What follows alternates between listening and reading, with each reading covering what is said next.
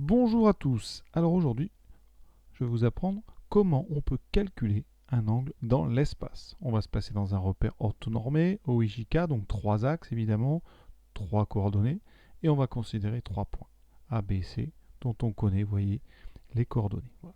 Et on va déterminer au degré près, ça sera une valeur approchée, de la mesure de l'angle BAC.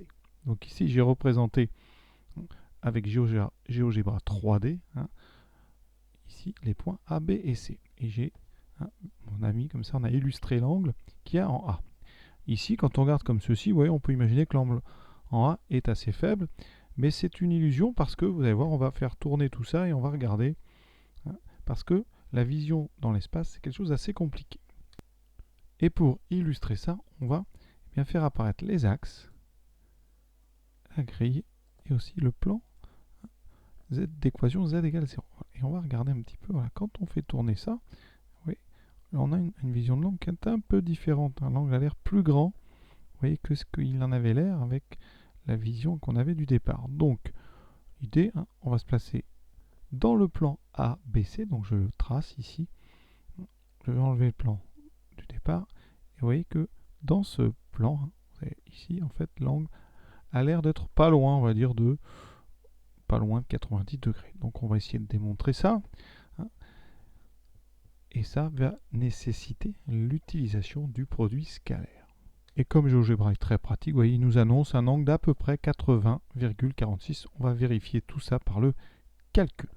La première chose que je vais donc vous rappeler, c'est comment est-ce qu'on calcule un produit scalaire dans l'espace. Alors il y a deux formules qui vont nous servir. La première, c'est la formule avec les coordonnées dans un repère orthonormé. Et donc, quand on a un vecteur U de coordonnées x, y, z et un vecteur donc v de coordonnées x', y', z', et bien pour calculer le produit scalaire UV, c'est très simple, vraiment, x fois x' plus y fois y' plus z fois z'. C'est très simple, ça donne un nombre réel qui est le produit des coordonnées 2A2 de nos deux vecteurs. Donc très simple à calculer vraiment. La deuxième formule que je vais vous donner, c'est bien comment calcule-t-on un produit scalaire AB AC avec la trigonométrie. Ici AB scalaire AC, et bien une formule qui nous dit que c'est longueur AB multipliée par la longueur AC multipliée par le cosinus de l'angle orienté ABAC. Et cet angle orienté ABAC, eh bien, il a le même cosinus que l'angle géométrique BAC. Donc ça fera AB fois AC fois le cosinus de l'angle en A, donc BAC. Ça veut dire qu'ici, quand on fait une figure, on va mettre l'angle qui nous intéresse ici. On aura A, B et C. Et ce qui nous intéresse, c'est cet angle-là. Donc on fera le produit scalaire de AB par AC. Et ça nous donnera, avec un petit peu de manipulation, le cosinus de l'angle géométrique qu'on a ici. Et donc, à condition d'avoir ABAC non nul, on en déduit que le cosinus de l'angle BAC, eh bien ça sera AB scalaire AC divisé par la longueur AB fois la longueur AC. Et donc, eh bien, on va calculer AB scalaire AC avec la première formule que je vous ai donnée et on calculera les longueurs AB et AC. Alors, je vais vous rappeler comment on fait ça. Donc, une fois que vous avez les coordonnées du vecteur AB, on va les appeler x, y, z. Eh bien, la longueur AB, c'est ce qu'on appelle la norme du vecteur AB qu'on noterait avec deux barres comme ceci. Voilà. Et ça, eh bien, c'est la racine carrée de la somme des trois carrés des coordonnées. Donc, ça fera racine de x2 plus y2 plus z2. Et donc avec toutes ces choses-là, on va pouvoir calculer le cosinus de BAC très rapidement. Première étape, ça va donc être de calculer les coordonnées des vecteurs AB et AC. Pour ça, on va aller très doucement. A, je réécris ces coordonnées. B, pareil. Pour calculer les coordonnées du vecteur AB, eh bien, on va faire coordonnées de B moins coordonnées de A. Donc moins 6, moins 2. Moins 6, moins 2, ça fait moins 8. 7, moins 3, ça fait 4. Et 1, moins 4, attention, ça fait 1 plus 4, donc 5. On fait pareil avec A et C. Donc j'écris les coordonnées de A, celle de C, 8, 9, 5. On fait très attention en recopiant le texte. Coordonnées de AC, ça sera donc coordonnées de C moins coordonnées de A, 8 moins 2, 6, 9 moins 3, 6, 5 moins 4, ça fait 9. Et maintenant, on va faire le produit scalaire, on va le faire directement ici. Ça donnera donc, d'après la formule, le produit des abscisses, moins 8 fois 6, moins 48. Plus 4 fois 6, 24, plus 5 fois 9, plus 45. Ça fait 24 plus 45, donc 69, moins 48. On trouve donc ici 21. Étape suivante, la longueur AB. Donc on a les coordonnées du vecteur AB, donc c'est très simple. Ça fera donc moins 8 au carré, 64. Au carré, le moins est neutralisé. Plus 4 au carré, 16, plus 25. Ça donne donc racine de 64 plus 41. Donc 64 plus 41, ce qui me fait racine de 105.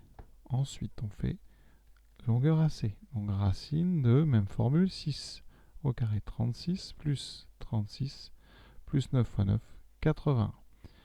Ça me donne 72 plus 80, donc racine de 153. On applique ensuite la formule. Le cosinus de BAC, ça sera donc 21 divisé par racine de 105 fois racine de 153. Là, maintenant, on va avoir besoin de la calculatrice. Et attention, on va la paramétrer en degrés.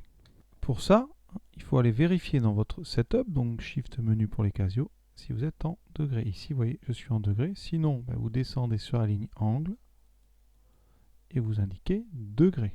Voilà. Ensuite, vous tapez votre division, 21 sur racine de 105 fois racine de 53, et vous tapez, donc vous allez chercher l'arc cosinus, donc la fonction réciproque de cosinus qu'on peut appeler aussi cosinus moins 1. Et vous voyez que la calculatrice nous indique 80,46 degrés à peu près. Donc au degré près, ça fera 80 degrés. Donc sur la copie, on va écrire BAC égale arc cosinus donc de 21 sur racine de 105 fois racine de 153 à peu près égal à 80 degrés. Et l'exercice est terminé. Et pour être complet quand même, pour tous ceux qui ont une Texas, eh bien, pour aller changer le mode, vous allez donc appuyer sur mode. Et ici, vous allez à la 4e ligne indiquer degrés. Vous penserez bien à le rechanger après, parce que si vous travaillez en complexe, vous aurez besoin des radians. Et donc ici, on sort de là et on tape donc ici. Alors, les fonctions arc-cosinus sont dans le menu, ici, trigonométrique. Donc vous appuyez sur trig et là, ça sera donc le 5. Donc on fait 5, c'est la fonction cosinus moins 1 et vous tapez donc eh bien 21. Alors vous mettez une fraction, comme ça c'est plus joli. 21, non pas ça, 21, divisé par donc racine de 105 multiplié par, on avance un petit peu, on sort de la racine, on en remet une deuxième, 153. On sort de tout ça, on ferme la parenthèse, on n'a plus qu'à appuyer et on aura 80, voilà, 46, etc. Donc c'est la même chose. Voilà, cette vidéo est terminée. J'espère que vous avez bien compris comment on faisait. En pièce jointe, je joins une liste d'exercices. Pour ceux qui veulent en faire un petit peu plus, il y en a quelques-uns du même type. Je vous souhaite une bonne fin de journée à tous et à bientôt.